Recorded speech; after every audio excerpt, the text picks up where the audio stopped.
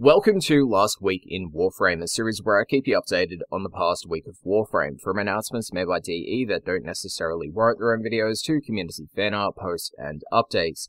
So without further ado, let's go over these announcements and news from the 10th to the 16th of March. Starting this week's episode off, we did have Devstream 125. The first showcase included the shotgun skin coming in the Nyx Deluxe bundle, and it will possibly be for the Tigress. There were also talks about the male operator hairstyle packs coming soon, but they are currently in development, and Rebecca did say on Twitter that the hairstyle on your screen right now will be a part of that male operator hairstyle pack.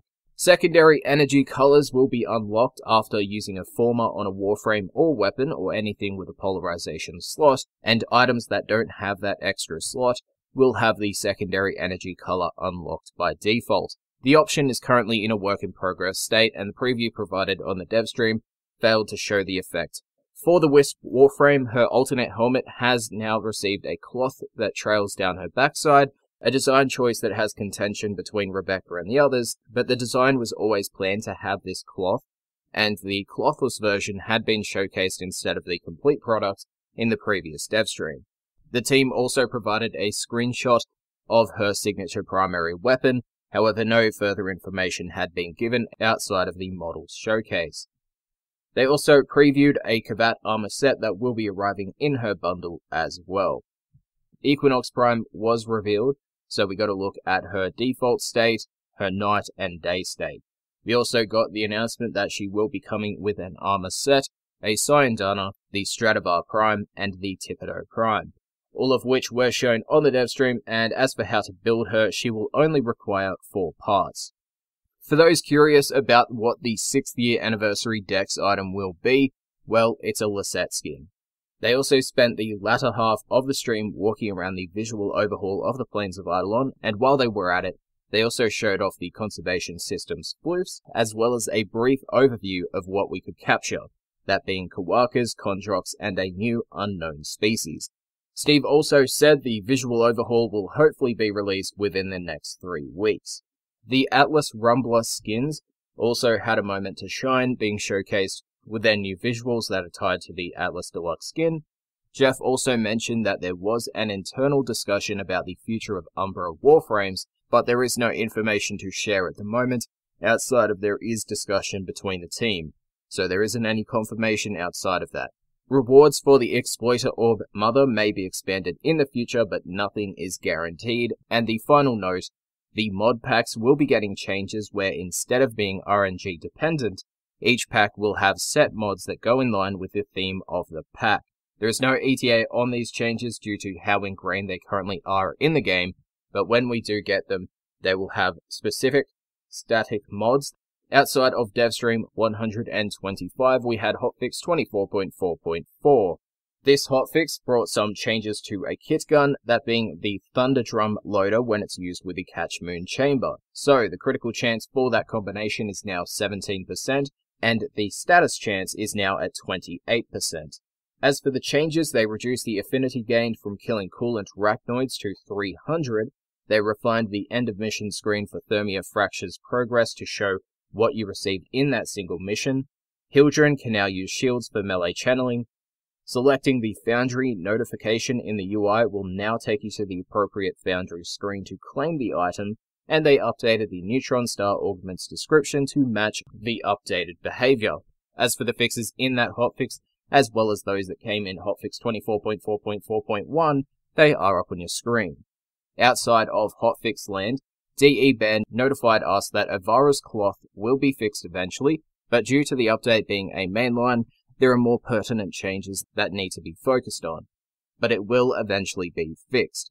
Also, in a number of comments before the Arcane Ability fix, DE Bear said the following. This was in reply to players' concerns about Mace's interactions with Arcane Velocity.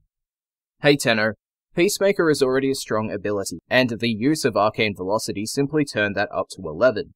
While this change was not intended, after some internal back and forth, we have made the decision to keep this change. We feel that the two combined makes the already top tier Peacemaker over the top. It still works with Peacemaker, but Peacemaker simply cannot trigger it. We will be editing this into the patch notes to reflect this, which they did. In an update to that thread after more players' concerns were shared, DE Bear said the following: "There are a lot of passionate feelings about this, and it warrants revisiting. Before we get too far into the next steps, I want to thank you all for feedback and your thoughts. A reminder though, decisions we make on some things are not set in stone. When something seems right to do on a given day, down the road it may need to be reversed.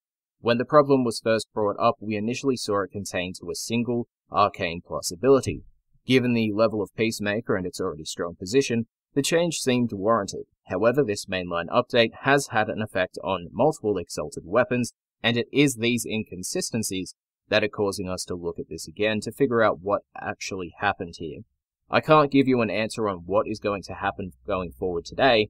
There are simply too many spinning plates, and looking into the effect of each Arcane on each Exalted weapon is going to take time to see what's broken. Be assured though, your concerns are heard, but we need to approach it correctly. I will keep this thread posted with updates as I get them." To which a user, Nightmare T12, said the following: "Now there's another topic at hand, which is Arcane Velocity the issue here? Is Peacemaker? Or is it perhaps the outdated damage and resistance armor system that has been in dire need of a lookup, and Steve seems to have started to look at?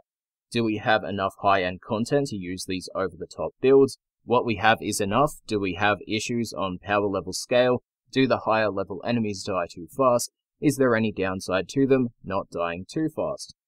And Bear responded, "There are a lot of vectors here to investigate, but the main point of our looking at this issue is specific to the cases of Arcanes interacting with Exalted weapons across the board.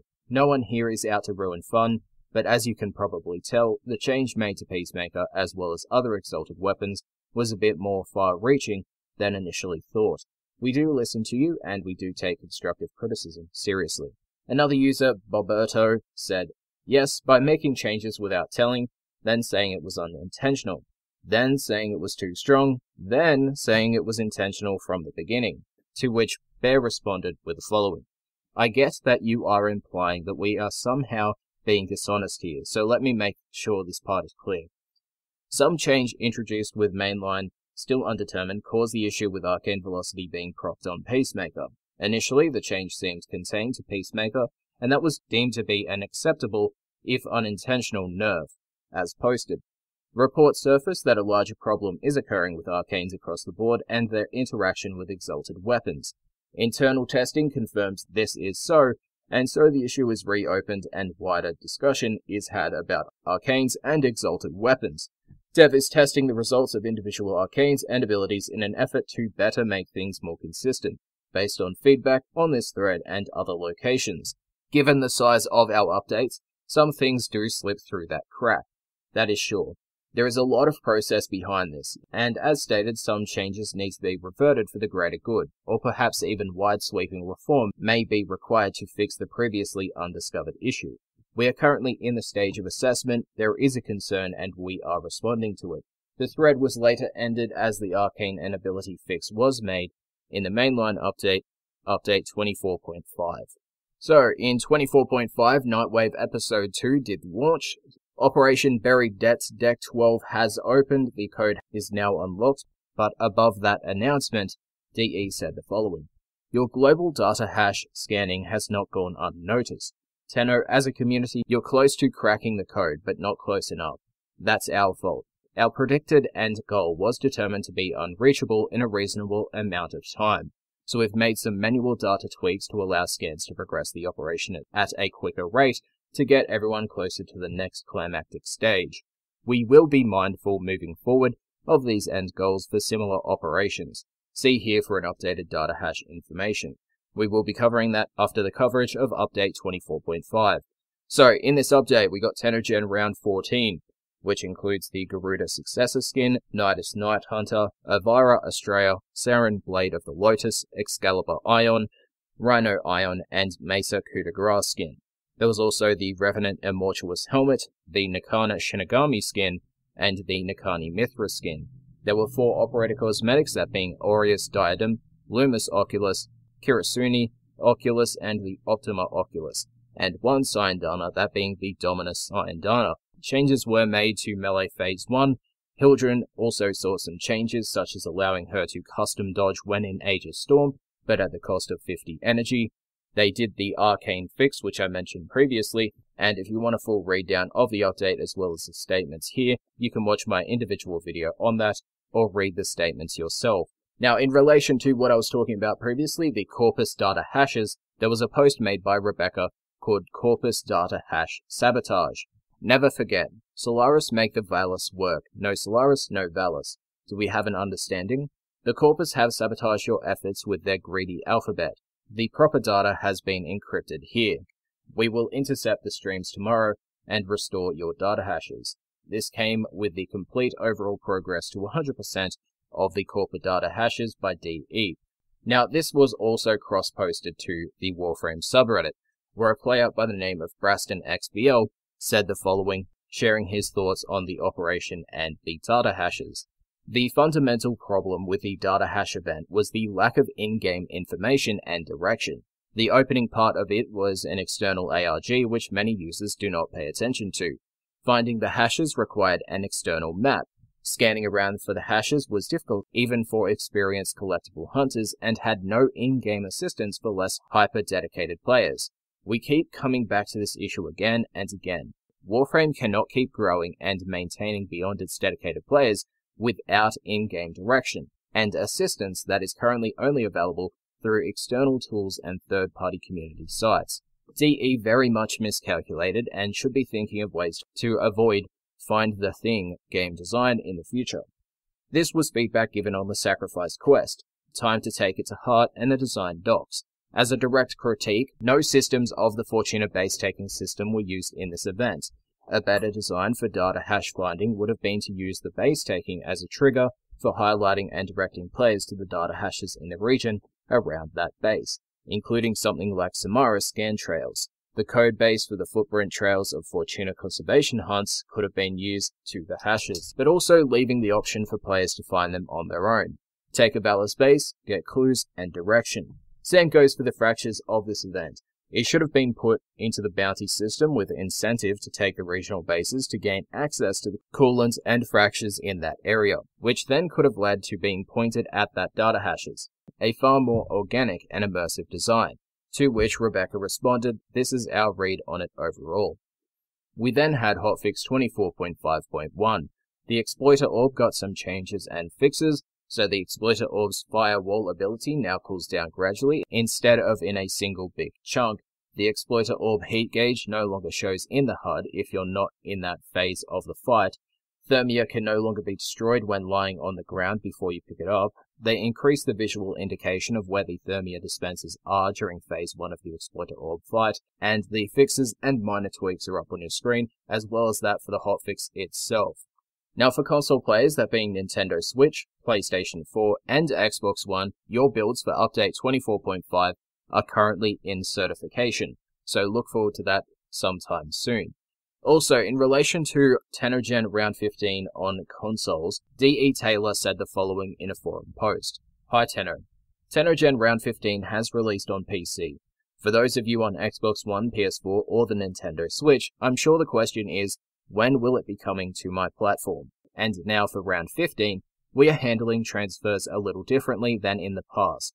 Select items will be transferred after the PC launch, and we will evaluate transferring other items from the round goes on. As the program continues to grow, adjustments like this will need to be made periodically.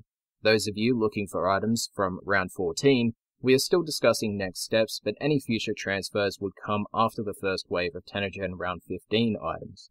I know this is a sudden change from how transfers worked in the past, but we appreciate your patience as we iterate on previous learnings. I, as much as anyone, understand the community's love for Tennogen, so it's our goal to balance that with program needs where possible. Thanks again for your patience and understanding. Also, for Nintendo Switch, you guys now have a Steam Pack 1. This includes the Excalibur Opal skin, the Gundeo Opal skin, the Gundeo Polearm, a 3-day credit and affinity booster, and 170 platinum. D.E. Helen also released the top 6 Moa animation designs for that contest, with those being Crazy Little Psycho, Lun 337, Petromeris, Red Eyes B Dragon 32, Tuxedo Pato, and Z-Beam. The Design Council will be voting to choose the winning animation, and that voting will end on the 21st. They also announced that Tennogen 2019 will have a Call for Cosplay contest, where $10,000 will be distributed and spread between the top 3 winners. For those that are interested and going to Tennogen for this, make sure to read the post and get all the rules. The For Fans by Fans 6th year anniversary items have been chosen, selected, and you can now purchase them.